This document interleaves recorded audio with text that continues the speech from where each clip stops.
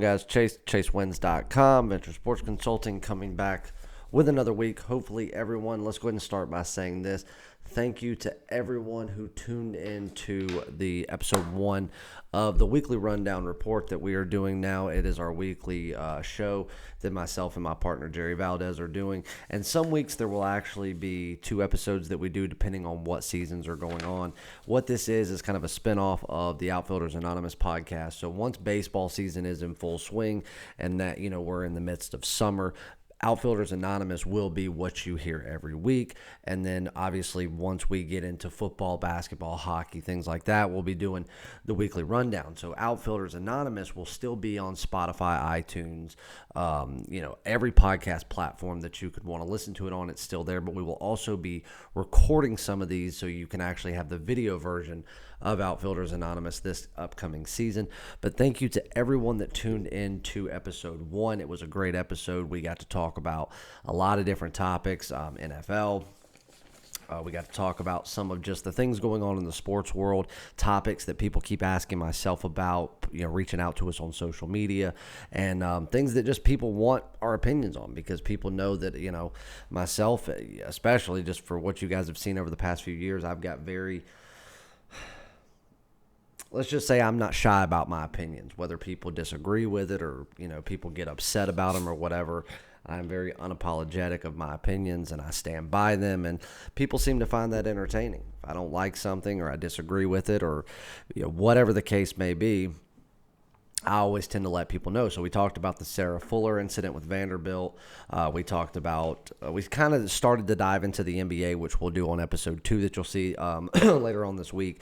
We talked about a ton of NFL, what's going on there. And then we gave out a couple of free picks. Our main free pick that hopefully everybody tuned into was the game involving Monday Night Football involving Washington and the undefeated Pittsburgh Steelers. Everybody thinks that Pittsburgh is the real deal, and don't get me wrong, they're a great football team. They are a team that very well could win a Super Bowl. They have got the coach to do it. They have certain players that could do it. I do not believe they are the best team in the NFL. I do not believe that they're one of the top 3, to be honest with you. I really don't. And I don't believe that Big Ben, I'm not the biggest believer in him. Now, don't get me wrong. I would say that right now, up to this point in the season, Pittsburgh has been the most impressive team. They've gone 11-0, even though a lot of their wins, especially early on, were against less than subpar football teams. And so it's not a ton of bragging rights there when you beat teams like they have beaten. I would say that their most impressive win for about a 5-game stretch was the Browns. But nevertheless, they've gone 11-0, and not even a team like Kansas City can say that they've done that. So no doubt that up to this point, they've been the most impressive team. And even though there was a lot of people that thought they could go 16-0 and wipe the board with it, I've been saying since about week 5, when people started to say, hey, this team's really showing that they could be the real deal, I said, they will lose. And then when they got to 10 straight, that's when I said they're due for a loss right now. They scraped by. They got an unimpressive win over the Ravens, a game that kept getting put off. And so now they've got a matchup against what was considered going into this matchup supposed to be their easiest game of the season, if not the easiest, one of the easiest. Obviously, they played Jacksonville and stuff like that. And myself and my partner did a deep dive into that game, and we told you that just with everything that had gone on with the Steelers over the past 2 weeks, with what Washington was advancing to do. Now, keep in mind, in the last 5 weeks, we've had Washington as an underdog 3 times, twice which they've won outright, one being on Thanksgiving Day, which was a big premium play for us. And so they've taken care of business almost every time we've taken them. And we've been very big believers in this, Ron Rivera-led Washington squad. Alex Smith, kudos to him. I think he's player of the year just based on what he's been through to get back to this point in playing the game. So we actually took Washington as a free play on, plus the points, but we told everybody, sprinkle some money on the money line because we think Washington can hand Pittsburgh their first loss. And I was flooded with emails, people saying, look, it's one thing to say that Pittsburgh will lose.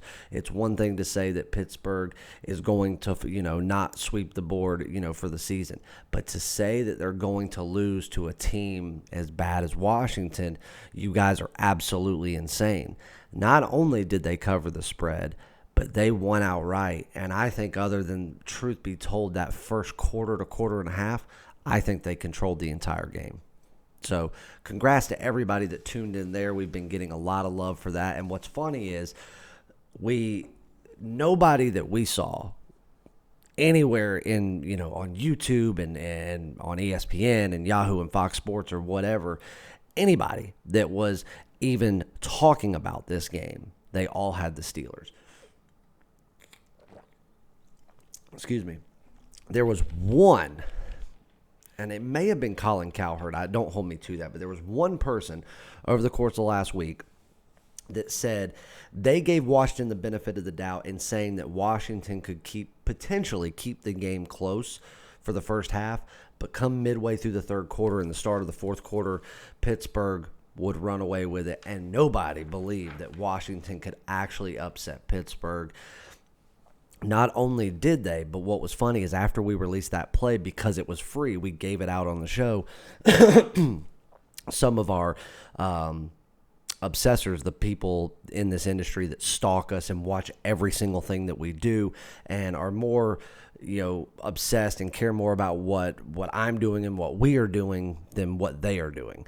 And what was funny is the people that were the biggest supporters of the Pittsburgh Steelers, thinking that they could go 16-0, thinking that they could win the Super Bowl. Now, within a matter of hours of us releasing that play, now they're releasing the play. But what's funny is they release it, and they can't give you any reason why they're taking Washington. They're just saying, oh, take them. Yet we'll give you an in-depth analysis of why we're taking it. So to my next point, these free play videos are more valuable than any other company in this business, because there are hundreds of people that will give out free picks on YouTube and give out free picks anywhere, and they will do videos and everything, and they will give you a free play every day. Hell, some just want to flood so much content on YouTube that's all you see, and they'll give you a general free play on every game on the board. They're not actually giving you any relevant information. They're just telling you who to take. Not only do we give out plenty of free plays, over 80% of the games that we give out are underdog plays. Our free plays win above 85%, and our underdogs win above 90%, and the majority of 9 out of every 10 underdog plays we give out, they don't just cover the number. They win outright time and time again. So guys, please hit the subscribe button, hit the thumbs up, let the YouTube algorithm help us out so that way more people can see it. And the more people that see it and the more people support this channel and what we are doing and the shows that we are putting out, the more free plays we will give you. My Tar Heels are playing in the background against, right now, truth be told, I have not released my first week's top 25 like I do every year. You guys used to see it on my live show every week. Every Tuesday, I would release my rankings, top 25 for college basketball. We will get back into doing that. That'll be a part of the weekly rundown show. Right now, even though I need one more week to evaluate these teams as they start to play, if I had to pick a number one team right now who I think the best team in the country is, it is the Iowa Hawkeyes. I don't think it'll stay that way, but you are looking at a true top 5 team, a true contender, and somebody that I think can make a run in the big dance this year. My Tar Heels are taking them on. First half was a little rocky. They were down by double digits going into the half. I do think that North Carolina can start to come back from that a little bit and make it a really good game. But as of right now, as young as North Carolina is and still trying to find their rhythm, I do think Iowa is the better team and they should win this game. So, second announcement that we've got, soccer. Everybody wants soccer. They want MLS. They want the European leagues. They want the Mexican Premier Leagues. They want the English Premier Leagues. They want everything.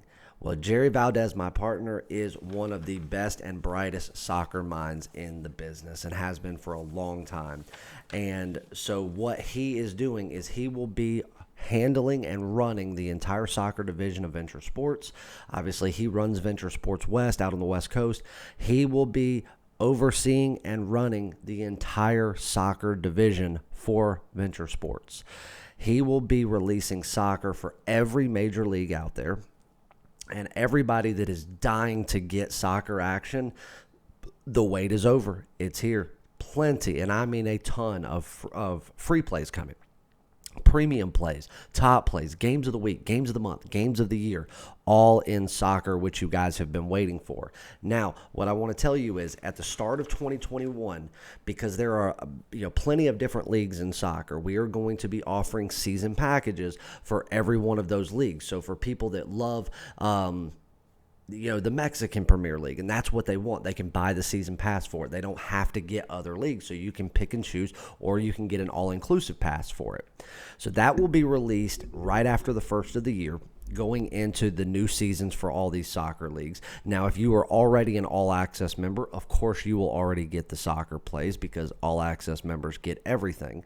But right now, this week and this week only, we are going to be offering an early bird special of sorts because later this week, soccer picks are being released. The start of our new soccer division begins, and there will be plays, premium and top plays alike, being released.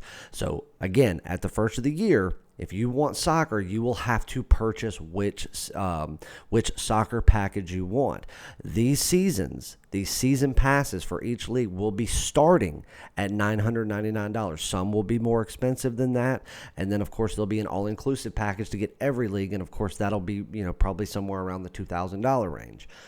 But right now, if you want to get on all of the soccer picks, every premium and daily top play we have in the sport of soccer for one full calendar year, 365 days, you can do it for $499. It is on the site. Make sure you go get it now because by the end of the week, we are going to have soccer being released, and you do not want to miss out on that. So go to chasewins.com, go to the purchase page. You will see the 1-year soccer pass. And like I said, this will be the only time you can get an all-inclusive soccer pass for $499. Come the first of the year, you'll be paying at least $1,000, and that will only be for certain leagues. If you want all the leagues, you'll have to buy that entire pass. So $500 gets you every premium and daily top play in soccer that we release for 12 months, and there's going to be a ton of it. Make sure you go follow Jerry on Twitter. It is at W1_venture. Go follow myself on Twitter at PicksChase. Make sure you subscribe. We've got the Instagram page being worked on as we speak. And what I'm going to do is right now we've got about an hour before one of our premium underdog plays tips off in the college basketball slate for tonight. I'm going to give you that for free. But in the event that that play starts before this video is live, I'm going to go ahead and give you an NFL play for later in the week that is an underdog play, a live dog that I think will win outright. And then I'm going to come back and just as soon as I get done with this video, I'm going to record another one with 3 more NFL underdog picks on it, all live dogs, I believe. So I'm going to be doing 2 videos kind of at once. So real quick, let's get on it. Syracuse versus Rutgers. Syracuse right now is on the road. They're going to Newark, New Jersey, taking on a very good Rutgers team. As of last year, that was the best Rutgers team, I would say, in the past 15 years. One of their advantages is they pass the ball really well, and they are very quick. So kind of like I said the other day, anybody that watched my free play involving Villanova and Texas, and I told you to take Villanova plus the points, but they were going to win the game outright, and I told you why they were. I told you why, because they were going to wear Texas out because Texas was going to play man-to-man, try to defend them. Villanova passes so much and so well that they were going to wear Texas down, and come the end of the game, Texas would not be able to catch their breath, and that was where Villanova was going to take the lead. And they were going to separate themselves, and they were going to end up winning by 4, 5, 6 points, and they ended up winning by 4 outright when they were the underdogs. So not only did I give you the winner, I told you exactly how they were going to win, and that is exactly how they won. That's why we're the best in the industry, period. Go jump on a package now. But that exact reason that I gave you, that's what Rutgers is good at. Is because they'll get these man-to-man teams, and a lot of Big Ten teams are man-to-man. your Ohio States, your Michigans. Michigan State does play more of a zone on most nights, but they can transition between both. Your Iowas, your Nebraska, all these teams play a man-to-man style defense. Rutgers is faster. They pass the ball well. They wear teams out. And as long as they're shooting well, that's how they win games. You don't have that with Syracuse. Syracuse and Jim Boeheim, they are most well-known. The entire Jim Boeheim era, there's one thing that Syracuse is most well known for, and that is a zone defense. They call it the Jim Boeheim, the Syracuse zone defense. Probably the most dangerous zone defense over the past 20 years. That alone, even when they have poor offensive teams or offensive classes that come through, that zone defense keeps them competitive, keeps them going back to tournaments, keeps them competitive in their own conferences. Tonight, Rutgers, I do think, is the better team overall. I think Rutgers is the faster team. But when they are so used to being able to exploit these tough man-to-man defensive teams, when it comes down to zone defenses, if they're playing a below-average zone, they can walk all over them. When they're playing an above-average zone, that forces them to shoot outside shots even more, but those outside shots typically are contested, which means that it's more difficult for them to go on a run, shoot a lot of outside shots, create a lot of separation. If Jim Boeheim has his boys ready to play, and they are playing the Syracuse zone defense that they are most well known for and always have been most well known for, I think that Rutgers struggles in the second half mightily. I think they can create separation in the first just by how fast they are. But in the second half, I think they struggle.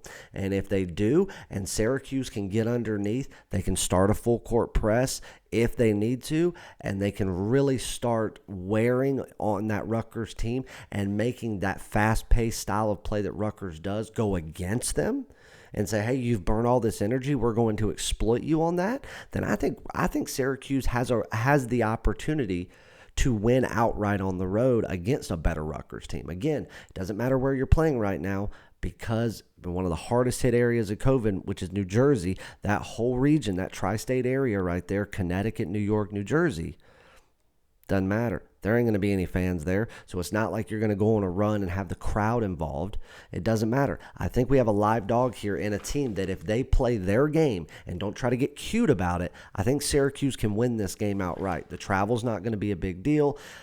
I think right here, even though Rutgers is the better team on paper, and I think that at the end of the year, I think Rutgers will have proven to have been the better team overall. I think tonight they're not ready this early in the season to take down one of the best zone defending teams in college basketball history under the Boeheim regime. I think Syracuse getting 5 is a joke. I've actually got Syracuse laying a point, so I say take Syracuse plus the 5 points, sprinkle a little bit on the money line for a team that I do think can win this game outright. Okay, that's number one. Just in case that game has already started by the time you watch this video, because it is getting late, I'm going to give you a live dog that people might kind of shake their heads at in this one, but I think it's an overreaction here. You got the Bills taking on the Steelers on Sunday. The Steelers right now are catching 3. I do think that the Bills, I don't want to say the Bills are a better team. I think that the Steelers have traits that make them better, and the Bills have traits that make them better. I think, truth be told, these two teams are very evenly matched. But I think right now, for what Pittsburgh has been able to do, to go 11 straight before they lost one, and everybody's going to say, oh, they're the revenge or whatever because they lost one. I think that matters in this case because they just blew a perfect season to Washington, a team that isn't even going to finish at a 500 level. Now you're going up against a Bills team that is going to be postseason bound, who people think that because the Patriots lost Tom Brady and they're a new team, that the Bills are in control of the division and could actually make a Super Bowl run. I don't believe either of these teams are true Super Bowl contenders this year. I think at quarterback, Josh Allen is more deadly than Big Ben. I think defensively this year, believe it or not, the Steelers are more deadly than Buffalo, and Buffalo in recent years are most well known for their defense and their running game. This is a game that I think could be more high scoring than people think, but I do believe that Buffalo, even though I think This could be a very close scoring game. When I broke this game down initially, I had them at a pick 'em, and in some cases I had Buffalo laying 1, not 3. If this game were Buffalo laying 1, 2, even 2.5, I might lean Buffalo or Buffalo money line. Maybe. We'll want to see what happens later on in the week. But I do think this line will come down. And right now, getting a field goal with a team that went 11-0 and almost went 12-0. I mean, had the chance, had they gotten past Washington, they were only going to have 2 really difficult games. The others would have been almost gimmies to make it to 16-0. The way I see this game is I think that it's an overreaction by the odds makers and the media to say, oh, they lost. Maybe they aren't all they cracked up to be. Listen, guys, they still went 11 straight games. They were still undefeated through 11 weeks or through 12 weeks. So 11 games in 12 weeks, they were still undefeated. They were the top-ranked team in the NFL if you could rate them like that, because they were the only team that didn't have a loss. I think giving a team like that 3 points, a full score, a full field goal, I think it's an overreaction in a game that I think that Mike Tomlin could figure out a way to win this game outright.